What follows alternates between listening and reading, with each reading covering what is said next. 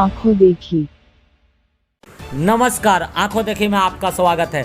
आज हम आपको दिखाने जा रहे हैं दिगंबर जैन नरेली मंदिर की ज्ञानोदय तीर्थ स्थल के रूप में इसकी पहचान है। भगवान आदिनाथ पारसनाथ महावीर की यहाँ मूर्ति है और इसकी एक विशेष पहचान देश ही नहीं पूरे विश्व में है।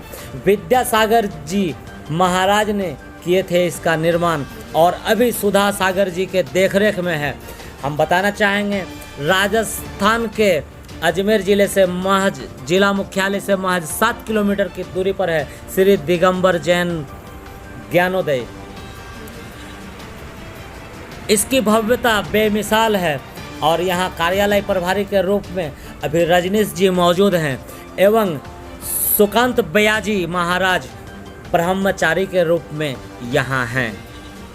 तो आइए हम आज इसकी विशेषता बताने जा रहे हैं और कोरोना काल में इसकी क्या हाल है आगे की तस्वीरों में आप देखें। नमस्कार, आंखों देखी में आपका स्वागत है। आज मैं मौजूद हूँ राजस्थान के अजमेर जिले के नारेली तीर्थ स्थल पर और ये नारेली तीर्थ स्थल श्री दिगंबर जैन ज्ञानोदय के रूप में मशहूर है और ये देश ही नहीं बल्कि विदेशों में भी ये मंदिर काफ़ी विख्यात मंदिर है। और हम बताना चाहेंगे यहाँ प्रतिदिन सैकड़ों नहीं हज़ारों नहीं लाखों लोग आते थे, लेकिन आज ये पूरी तरह से बंद है। हम इस मंदिर की जानकारी पूरी देने जा रहे हैं और हम बताना चाहेंगे कि आज मंदिर का कपाट पूरी तरह से बंद है। और हम इस छोटे से बोर्ड में दिखाना चाहेंगे कि नारेली तीर्थ कैलाश पर्वत महज 2.5 किलोमीटर की दूरी पर है, पर अभी ये बंद है और ये पहाड़ी पर है, ऊंचाई पर है। कहीं न कहीं ये खूबसूरती से बनाया गया इस मंदिर का जो निर्माण किया गया महावीर विद्यासागर जी महाराज के देखरेख में इस मंदिर का निर्माण किया गया था। और जैन और दिगंबर जैन नारेली मंदिर ज्ञानोदय तीर्थ स्थल के रूप में इसकी पहचान बनी है। और भगवान आदिनाथ पारसनाथ महावीर विद्यासागर जी महाराज ने इसका निर्माण किया था। तो कहीं न कहीं ये अपने आप में भव्य निर्माण के लिए मशहूर है और इसकी भव्य निर्माण के साथ साथ इसकी खूबसूरती भी उतनी ही है। और यहाँ श्रद्धालुओं की जहाँ भीड़ लगी रहती थी, इस कोरोना महामारी काल में ये आज बिल्कुल ही खाली पड़ा हुआ है और वीरान हो रहा है क्षेत्र।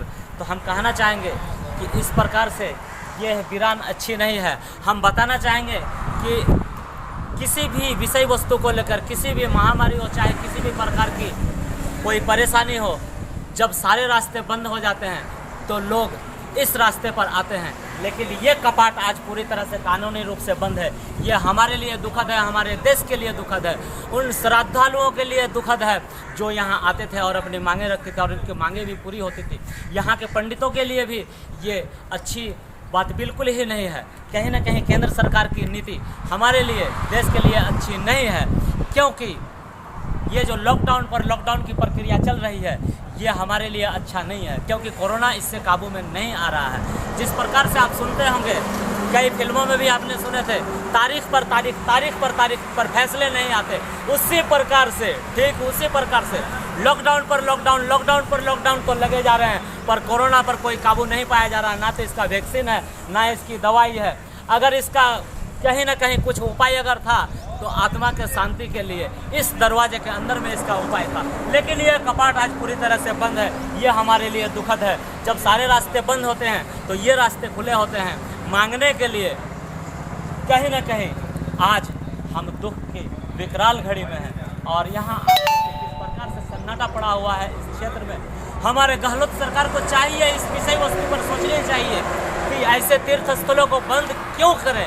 ऐसे तीर्थ स्थलों को खोले जाना चाहिए था और लॉकडाउन के तहत उन नियमों के साथ खोले जाना चाहिए था जहां लोग सोशल डिस्टेंसिंग के साथ अपने मनोकामना पूरी करने आ पाते, अपने इच्छाओं को लेकर भगवान के पास आ पाते।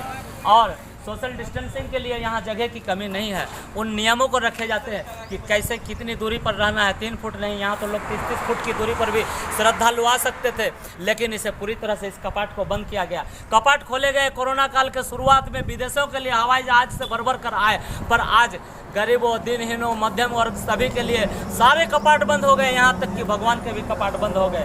क्या हम मानव इतने पापी हो गए हैं कि हमारे लिए ये कपाट भी बंद हो गया है? क्या ऐसी ही स्थिति बनी रहेगी? ऐसी स्थिति कब तक बनी रहेगी?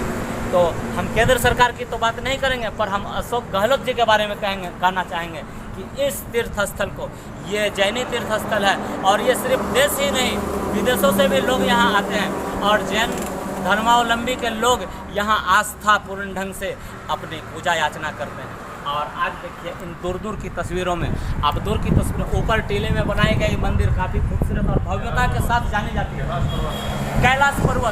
कैलाश पर्वत जो विश्व प्रसिद्ध है वो ऐसी पहाड़ी पर है, ठीक कोने पर है।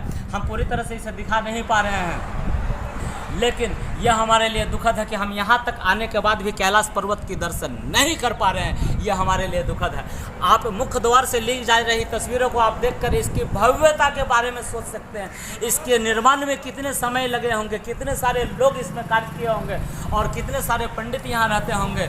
और जैन धर्मावलंबियों के लिए ये एक बहुत बड़ी श्रद्धा का प्रतीक के रूप में, श्रद्धा स्थल के रूप में माना जाता है। लेकिन आज ये श्रद्धा स्थल पूरी तरह से वीरान नज़र आ रहा है। आखिर इस वीरान का जिम्मेदार कौन है? आज देश में जो कोरोना महामारी है, लोग अस्त व्यस्त हो रहे हैं, भगवान के दरवाजे बंद हो रहे हैं, इसका गुनाहगार कौन है? हमें इसकी जवाब चाहिए। कहीं ना कहीं केंद्र सरकार की कूटनीति ने ऐसे हालत कर दी हमारे देश की। आप डॉक्टरों के लिए सुविधा नहीं रखते, आप किसी भी प्रकार की सुविधा नहीं रखते, आप सिर्फ विदेश से आने वाले लोगों को बिना क्वारंटीन किए 3 से 30 लाख लोगों को आप बुला ले रहे हैं और उन लोगों का जांच भी नहीं कर रहे हैं। और आज ये स्थिति है कि श्रद्धालुओं के कपाट बंद हो रहे हैं। क्या गुनाह किए थे देश के श्रद्धालुओं ने, क्या गुनाह किए थे हिंदुस्तानियों ने, जो आज उनको इतनी बड़ी सज़ा मिल रही है कि वो घरों से तो बाहर नहीं जा सकते, बहुत ज़रूरी काम से जा सकते हैं लेकिन बहुत ज़रूरी काम से यहाँ नहीं आ सकते हैं। यानी कहीं ना कहीं ये जो केंद्र की सरकार है वो हमारे धर्म पर प्रहार कर रहे हैं।